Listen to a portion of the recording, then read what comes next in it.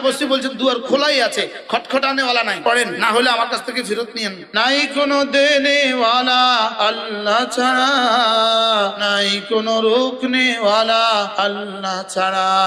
আমার জীবনে শান্তির মালিক শুধুই আল্লাহ, আমার পেরেশানি দূর করনেওয়ালা শুধুই আল্লাহ, আমার জরুরত পুরা করনেওয়ালা শুধুই আল্লাহ। আল্লাহ ছাড়া আমার আর কেউ নাই। এজন্য হার পেরেশানিতে যার যত পেরেশানি আছে জিকির বাড়ান। আল্লাহ তাআলা বলেন আলা বিযিকরিল্লাহি তাতমাইন্নুল কুলুব। হাকিমুল উম্মত বলেন জিকিরের দ্বারাই দিল মুতমাইন হয়। এটা দুনিয়াতে জিকিরের পুরস্কার, কারণ আখিরাতে মুতমাইন হওয়ারও দরকার নাই, আখিরাতে জিকিরেরও দরকার নাই। জান্নাত তো মুতমাইন আছে, এজন্য জান্নাতে জিকিরের দরকার নাই। দুনিয়াতে যেহেতু ইতমিনান নাই, এজন্য দুনিয়াতে জিকির করার দ্বারাই ইতমিনানের কলব নসিব হয়।